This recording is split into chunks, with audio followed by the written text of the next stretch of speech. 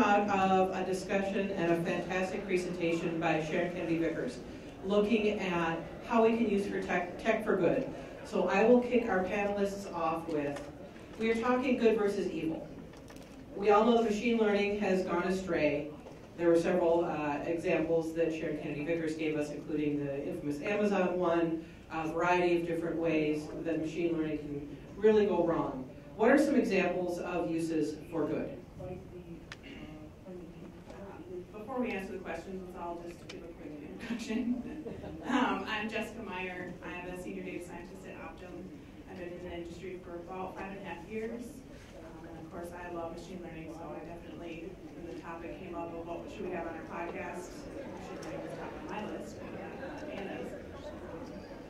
But I definitely think, I work in healthcare, so I think that machine learning can be used for good. I've seen it, with detecting diseases and, just helping people live better, healthier lives and preventing illnesses. So I think it can be good, but like Sharon alluded to about the biases in the data, you really have to be careful and you have to make sure that you have, that you're looking for those and making sure that your data is balanced and not biased.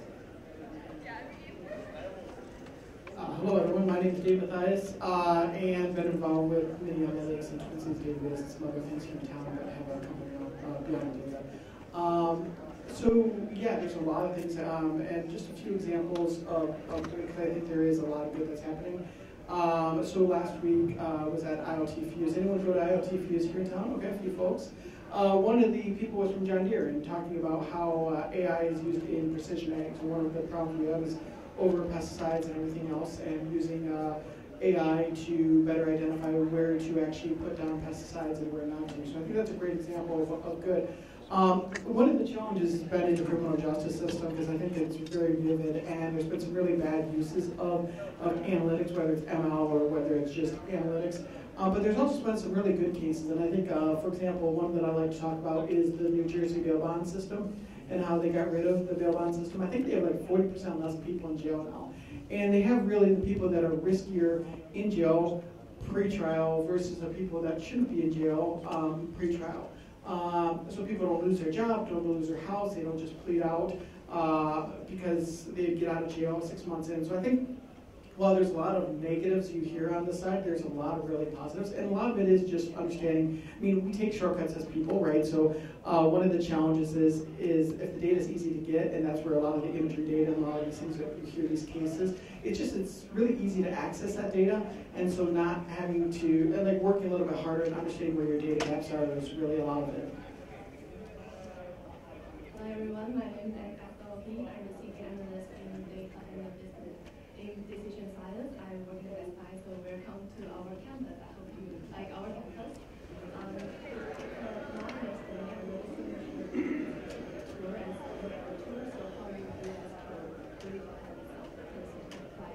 So it can be either good or bad, just because it's a tool everyone can use. For example, in my role, we work with a lot of online browsing data.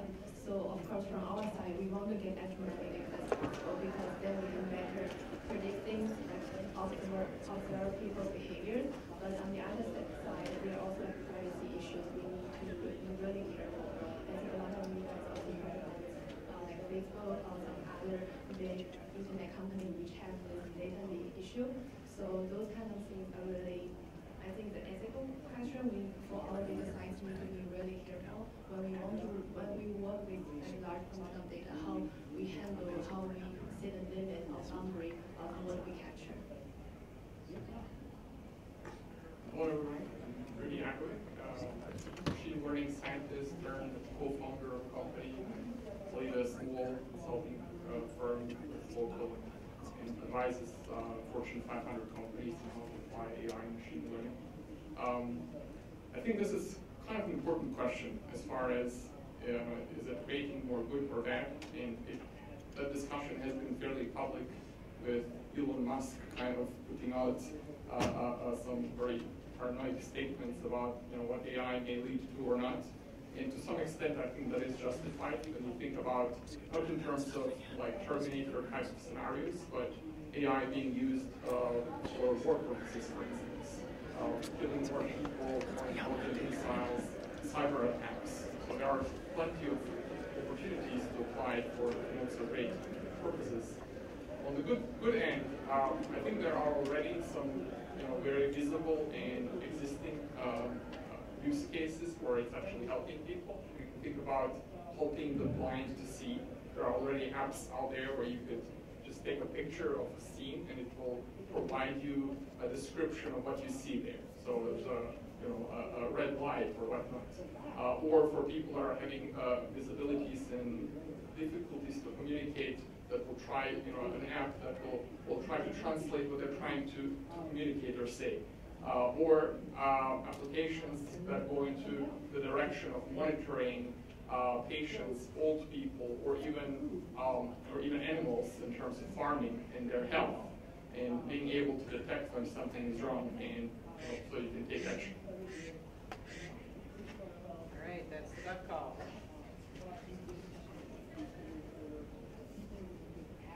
So 5 more minutes on this question, or move on to the question. Red for stop, green for go, it should also say on there. That's a lot of stops and a few goes. Okay, we'll start a new question. And do remember, if you have something that you want to add or you have a follow-up question, there's an empty chair up here and you can join us. All right, question.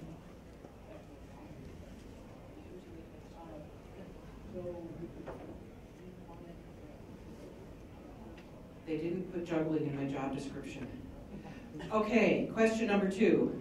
What concerns you most when talking about machine learning with those that don't understand it? We're answering any order. I think for me, the biggest challenge that any data scientists face is applying machine learning to the right problem, because I think a business person might have a problem that they want to solve and see machine learning as the hammer, and their problem is the nail. And it doesn't work for every single problem. And sometimes you don't even know that until you start digging into the data.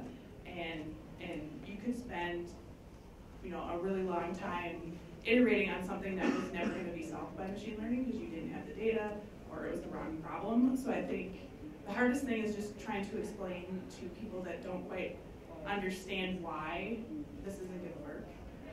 It's probably the biggest challenge I see in my job every day. Yeah, come on up. Come on up, grab a chair. Somebody else will sit down.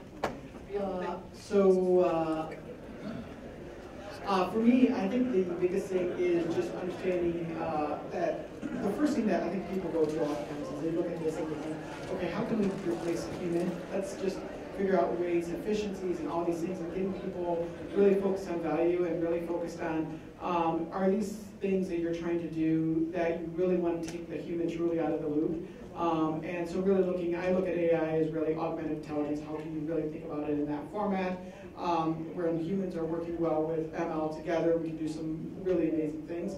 So I think it's getting people off that track of that first thought, and really guiding them, just like Jessica was saying, with really guiding them to thinking about what the problem is, what the value is. Give us your first name, maybe. I'm Neely. I'm a data analyst at Civiliz of Financial Technology here in Minneapolis. I was just going to respond to Jessica's point of sometimes it does take a longer period of time to be able to realize good results in a machine learning algorithm.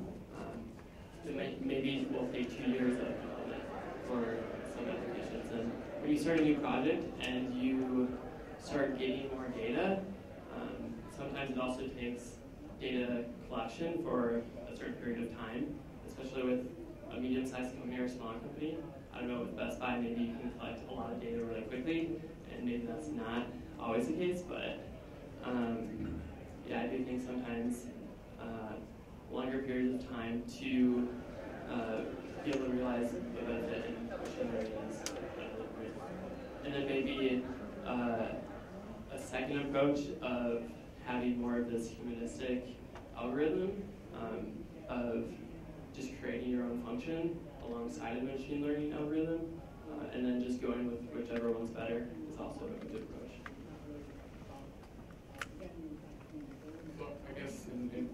biggest concern in talking to people that may not understand machine learning very well would be misplaced expectations.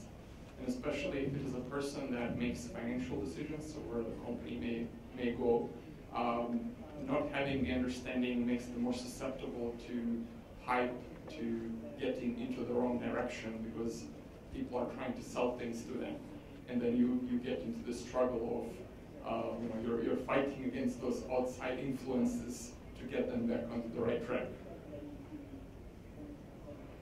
To your point, when we can collect too much data, we also need to be very careful because for the browsing data, we can collect every hit people did on the website. So when for a specific project, maybe we don't need to use all of them. How do we choose the most relevant data? That also need to go through a very careful consideration process. And for another thing, I feel just like what Rudy said, like sometimes people don't have the right expectation for machine learning. Because I'm working in the business area still, even I use machine learning or data a lot, but a lot of times I feel that some of the questions what my business partner asks me can easily be answered by maybe an A/B testing or some statistical analysis. But they will just use machine learning because that might be a fancy word, and they would expect everything can be answered through machine learning. For example, what I think is machine learning usually we need something to be modeled on, right? If I don't have that in my historical data, maybe I'm not able to give you any answer. So doing an A/B testing may be the best thing you can do in that case. So then I would need to let my business partner know that why in this case maybe I should not use machine learning. Maybe a easier way like A/B testing or statistical analysis can be easier, but it also provide a lot of business values. My duck is not being loud. Duck is being quiet. No, you get to stay up there, young man. You stay up until somebody else sits down. This is also part of the social pressure. I mean, no pressure. Come up and you're up here until somebody else sits down. But there is an empty seat, so please join us. So, 5 more minutes on that or a new topic? Stop, go. Seeing a lot of stops, a lot of reds. All right, let's feed in a related question. Business people hear machine learning, as Helen was saying, and think, ooh, bright, shiny. And if you want bright, shiny, Jenna Pedersen is talking about that later. How do you talk someone down when machine learning might not be the thing to do?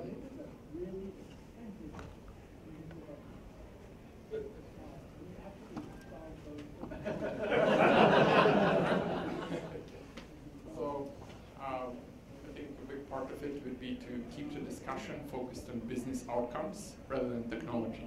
It shouldn't be about what methods do I use, so what is it that you want to accomplish? And I actually see that quite a bit where people come with me almost with a problem formulation. And as I step back and ask questions, I realize that the problem formulation that I think is right is not going to answer the business problem that I actually have or the actual question that I want to address. So that actually happens quite a bit, where I have to step back and ask them, okay, so let's forget about machine learning and everything else. What is it that you want to accomplish? And sometimes it may be doable with just simple aggregate, analytics to, showcase statistics of, whatever they want to do. So that would be one thing. The other one would be to, again, set expectations properly and inform them about pitfalls and risks.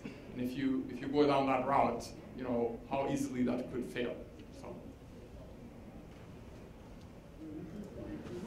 I think too, to kind of go along what you're saying, I think sometimes even if it is the right problem, I've run into partners who the results weren't what they expected and they completely disagree with what you're seeing, and so they want you to continue doing analysis and running the algorithm until you get the answer they want, and that's not necessarily the best approach. And I think one thing that I'm starting to see at different companies, which is great, is that they're starting to offer data science classes for anybody as part of their training and development. And so I highly recommend that anybody, at least get a basic understanding of what you can do with it, because I think that will definitely help make your products better by incorporating machine learning. I read an article recently that said in 10 years the role data scientist won't even exist, and that everyone will be expected to be data scientists just because of the amount of data that we're creating every single day. And so I definitely recommend everybody learn at least a little bit about it to kind of help build better products and kind of give a better impression of what machine learning can do. You have something? You were leaning forward, so like you had something. I guess like sometimes you will see something in the data that doesn't look correct, and then you have to go back and figure out what's wrong, and then that's also something that people should be doing.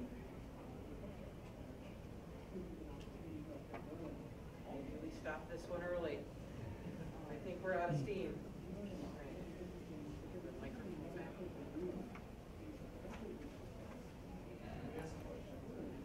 If you want to ask a question, you join us up here. You can always join us.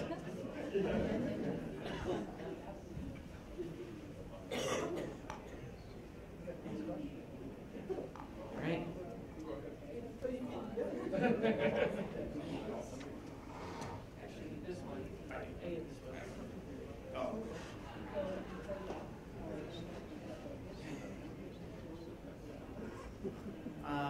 Coming from a government point of view, we'd like to be able to kind of use these models for good, like we've been talking about, and at the same time be really transparent about how they're being used, how we can, like, how we arrive at conclusions, like what exactly does this data mean?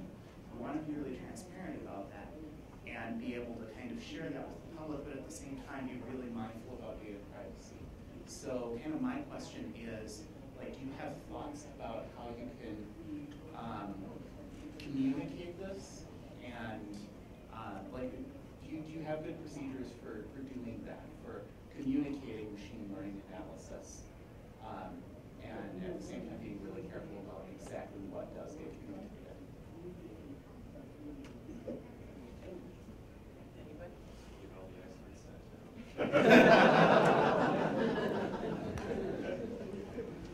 So you bring up a great point, because I think that is a big miss for data scientists when you spend all your time learning about the algorithms themselves and how to prepare the data, but how you actually present that information is a huge part of the job, and it takes a really long time to understand how to communicate that in a way that your business partners understand.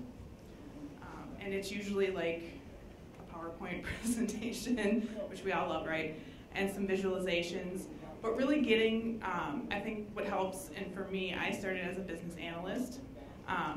So I have that business background, so I understand business, and so it makes it, I guess, easier for me to present things in a way that people understand, and making sure that you're, applying it to what the goals are to people. Does that help answer your question? Yeah. Yeah.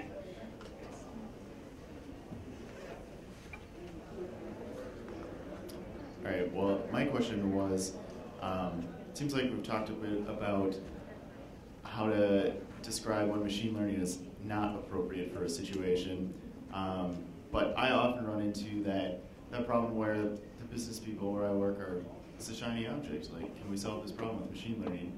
And I guess, and I've often heard the analogy where, okay, machine learning is like a cruise missile, if you will, and your problem is I've got a housefly in my kitchen. Should I launch the cruise missile or should I get a fly swatter? And so the question is really, when is it appropriate? Like, what does the data have to look like? How much data? What type of problem would you say is appropriate for machine learning? I mean, I can't speak for everybody up here, but for me, one of the things I look for is this something that a human is already doing? Is there a process that exists, and can this help automate that or make it easier? So those are kind of the first things that I look for. And it also helps to actually look at the data first before you come up with a plan, and does this actually going to solve what the business person is looking for is another, because sometimes you won't have the data doesn't exist for the problem you're trying to solve. So yeah, it's definitely, that's where the art of data science comes in, is trying to figure out what the problem is and what can you solve with it.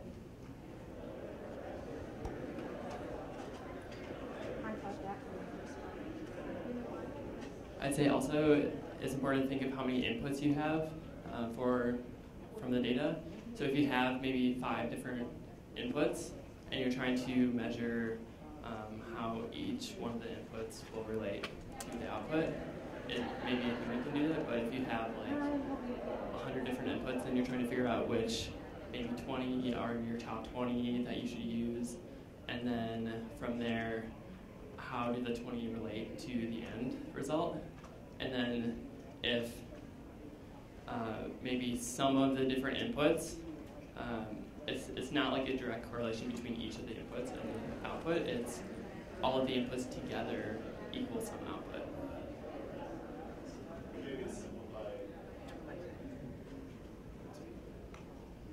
To simplify, it would just be the more complex your data is, the better it will be suited for a machine to determine what the factors are that matter, as opposed to a human who could probably, with 3 or 4, reasonably identify them themselves. Sorry. I just want to maybe change direction slightly. I'm not sure if that's allowed, but hey, it might be. We're at a duck. So, change direction. Change direction. Even mix.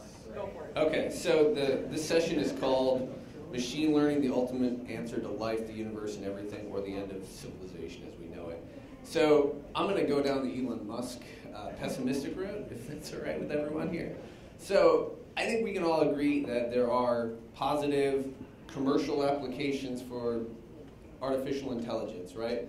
But we can probably also all agree that we are at the earliest stages of artificial intelligence, and we would have basically dumb artificial intelligence. I think the concern is once we start moving beyond that, right? Are we putting in place the right governor on the system or the correct ethical guidelines as to how we proceed beyond these initial money-making opportunities, right? And so the nice thing is that we have, well, I don't know if it's nice, we have examples of places where it's not being used in a positive way. You look at the Chinese government, the Xinjiang province, they're using artificial intelligence every day to build what they call a social credit score. And they're using facial recognition, they're combing over social media networks and creating scores for people, which are used to allow people to travel. They're allowed to use that to determine where you can live, what schools you can get into. And all of this is not possible in the conventional sense. There's just too much data. But we now have technologies that allow us to allow governments or organizations, companies, to do things that they could never have done before. And so that to me is the big question that we should be talking about, because I think, realistically, yes, do I want my radiologist to be able to use a bunch of data to be able to look at x-rays and say, yep, this is probably cancer? Yes, I think we can all agree on that. That's not the question. The question is this the beginning of the apocalypse? So I'd like to open that up. Thank you for the great question and using our title to draw people in. So going back to you have to stay. So going back to Elon Musk and his concerns, I think he brings up a really good point. With it's kind of up to policymakers to come up with policies based on this. But when you look at like seatbelts, we had the data for 25 years that people were more likely to die in a car crash if they were not wearing their seatbelt. But it took 25 years for us to actually have a law that required everyone to wear seatbelts. And so getting those policies in place is very time consuming.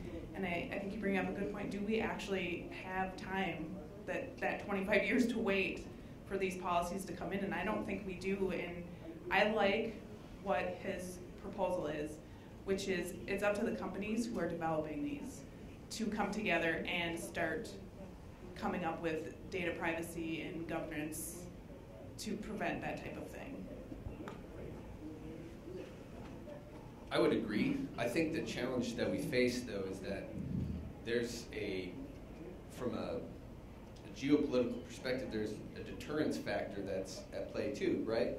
If you would talk to a defense planner, in 20 years, they're not talking about how do we build tanks, right? It's how do we build software that's going to give our hardware the advantage in a conflict, right? And so you might not be creating these things for any negative reason other than I want to protect myself, but that's conventional deterrence, right? So if we're building it and other countries look at us and say, oh, well, they're building it, they're probably going to use it to attack us.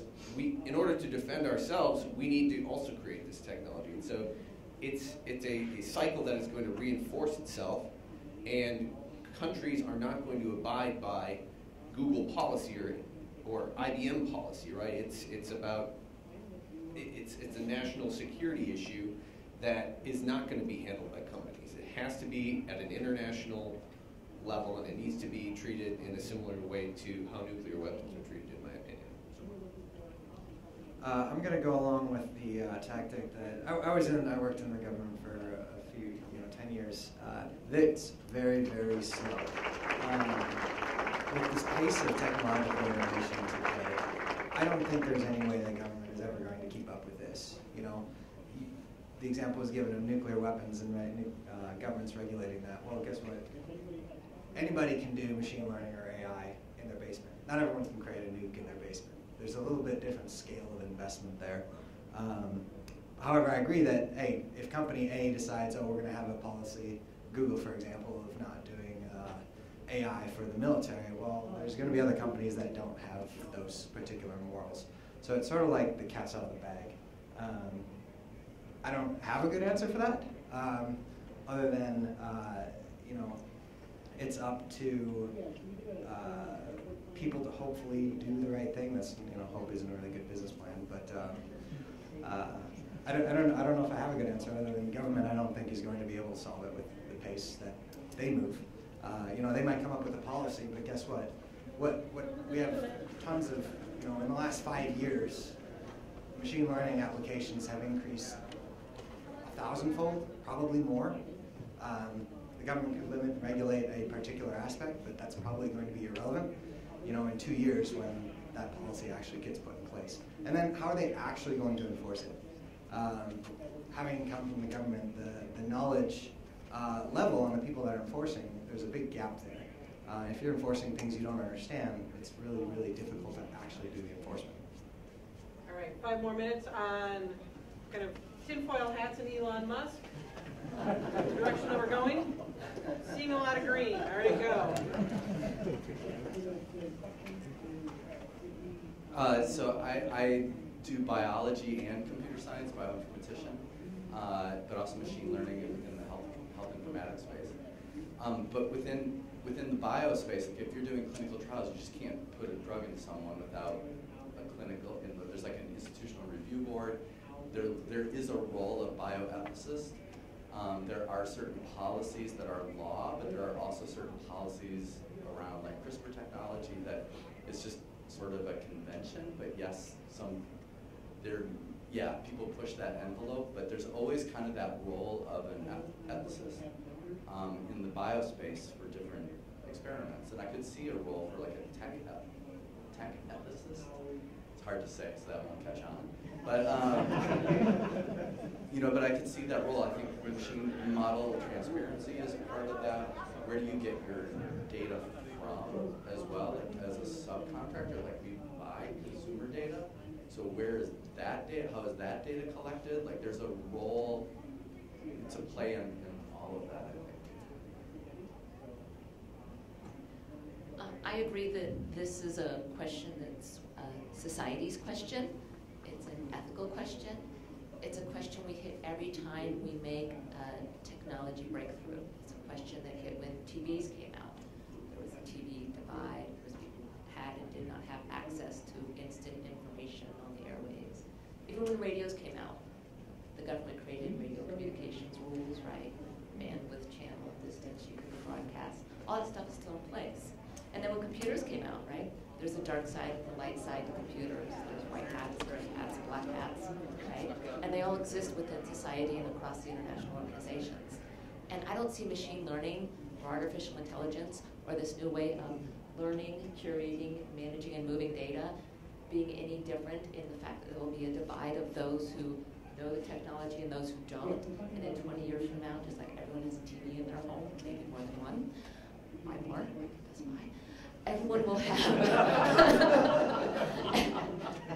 will have a small understanding of machine learning. They'll probably teach it in elementary schools, and I'm a grandma, right? How to deal with data, what it means to work with large volumes of data, who does data transactions of buying and selling data on data markets, and all this stuff will be happening as a normal part of their life, just like they're tied to their iPhones as if it's a normal part of life, right? But right now, what we're in is a formation process, right? We here in this room who know it or are interested in it get to decide what the bounds, what the rules, what's the future will look like. And I think that's the exciting part of being here today and being in this formative moment in machine learning and AI. Some of us will end up in the black hat side, we'll call it, that's an old term for computers, and some of us will end up in the white hat side. I don't know how it's going to all shape out, but I really hope that we figure out how to make that black hat side less appealing. And that's what I think is the challenge of us today. I got a follow-up to your bioethicist. So going along with my earlier comments, the barriers to entry to a lot of this destructive technology, if you will, or useful technology, they're just crumbling, right? So you have the role of a bioethicist that you say maybe we need a tech ethicist, I believe you call it. However, you know, CRISPR, you can order CRISPR online and start doing, genetic experiments in your basement. The bioethicist role doesn't really have an impact there. Again, the barrier to entry is so low that you can just start gene splicing in your basement. I don't recommend that. I'm sorry if I just told people that you can do that and you didn't know that. Now you're my bad. But I guess my question would be, what is the role of a bioethicist in today's world where the barrier to entry is so low? Yeah, it's a great question because there is a movement of like do it yourself bio, and yeah, do not recommend that, by the way. Like biologists don't know, like we're still learning basic biology. Yeah, the role, like you cannot do translational studies without a sign-off. So there's that enforcement mechanism. You have to show that you've done that to then get your drug approved as well. So that there's a government within the company enforcement mechanism on having it, but then that final enforcement, like you will not get approval without it. So and Europe, and yeah. Pretty much all civilized countries have. That was my duck. I'm sorry, my duck is quiet. I'll give you the word explainability. Is some people have written books on that. Is the bioethicist version of machine learning. So explainability is what people are using to say this is an okay algorithm.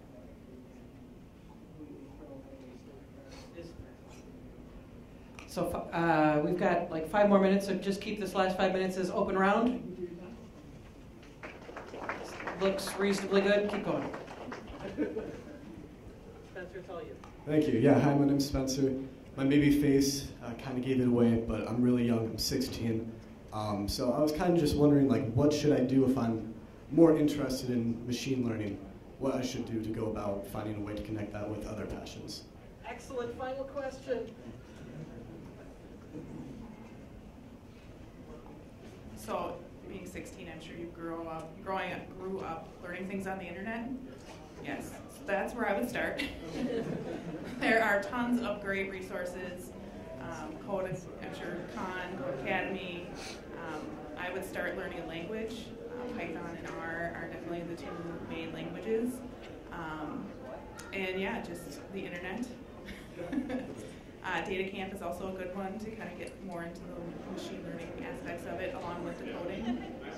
So that's where I would start. The part of data science is the first word, data, right? So start doing some data analytics, start getting your feet wet into what the data looks like, how to work with data, how to munge data, put it together, take it apart. That's a foundation piece that a lot of people jumping into the data science world wanting to learn machine learning, they skip over, and as Jessica pointed out, that's a vital piece of machine learning when you start asking questions into it. What's really in the data, what does that mean to me, right, as far as what you can and can't do with it. So also exploring some data analytics tools, some data visualization tools, and getting that in the toolbox as well.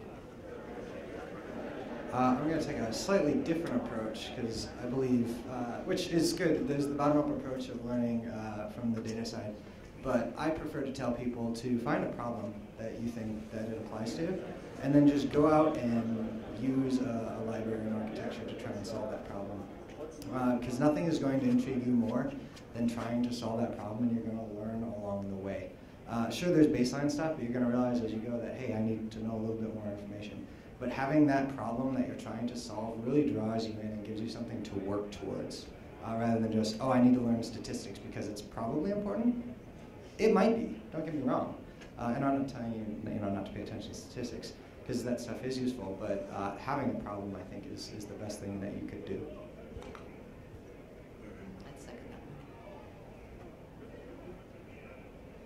One more thing to add to that, so fortunate that you live in Minnesota. We have a great data science community with mini analytics. So I highly recommend, Big Data Tech is coming up May 30th. I would highly recommend getting tickets to that. It's free, and attending that. And there'll be a lot of experts there talking about the problems that they've solved to kind of help give you ideas, because I definitely agree that having a problem to solve is a good place to start as well.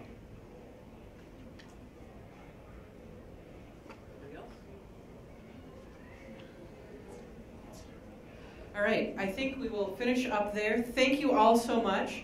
Again, I'm Anna Bliss. I co-host the Women in Tech Twin Cities podcast. We're just getting going. Jess Meyer is my co-host on that. Thank you so much for coming out today and talking about machine learning and good and evil with us.